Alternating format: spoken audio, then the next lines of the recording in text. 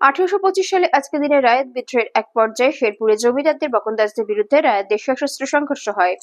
1839 সালে আজকের দিনে ব্রিটিশ ইস্ট ইন্ডিয়া কোম্পানি ইয়েমেনের বন্দর নগরী এডেন দখল করে। 1840 সালে আজকের দিনে নাবিক ক্যাপ্টেন চার্লস আমেরিকা উপকূল আবিষ্কার করে। 1859 সালে আজকের দিনে ফ্রান্স সার্দিনিয়া জোটের চুক্তি স্বাক্ষরিত করে। 1883 সালে আজকের দিনে টমাস এডিসন প্রথমবারের মতো তার ব্যবহার করে বৈদ্যুতিক বাতি তৈরি করেন।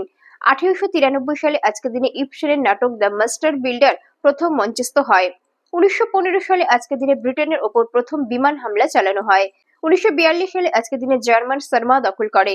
1966 সালে আজকের দিনে ইন্দিরা গান্ধী ভারতের প্রথম মহিলা প্রধানমন্ত্রী হিসাবে দায়িত্বভার গ্রহণ করেন।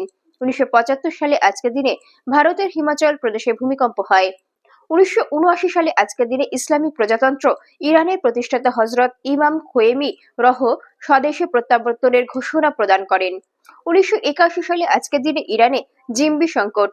14 মাস বন্দিদশায় কাটানোর পর যুক্তরাষ্ট্র ও ইরানের কর্মকর্তাদের চুক্তির পরিপ্রেক্ষিতে 52 জন মার্কিন নাগরিককে মুক্তি দেওয়া হয়। 1983 সালে আজকের দিনে অ্যাপল আইএনসি প্রথমবারের মতো পার্সোনাল কম্পিউটারে গ্রাফিক্যাল ইউজার ইন্টারফেস ও মাউস ব্যবহার ঘোষণা করে। 1986 সালে আজকের দিনে প্রথমবার আইবিএম কম্পিউটার পিসি ভাইরাস পাওয়া যায়, যা তৈরি করেছিল 2 জন পাকিস্তানি নাগরিক। 1988 সালে আজকের দিনে চীনে বিমান দুর্ঘটনায় 108 জনের মৃত্যু হয়। 1991 সালে আজকের দিনে উপসাগরীয় যুদ্ধ ইরাক ইসরায়েলে দ্বিতীয় স্কাড ক্ষেপণাস্ত্র নিক্ষেপ করে, এতে 15 জন আহত হয়।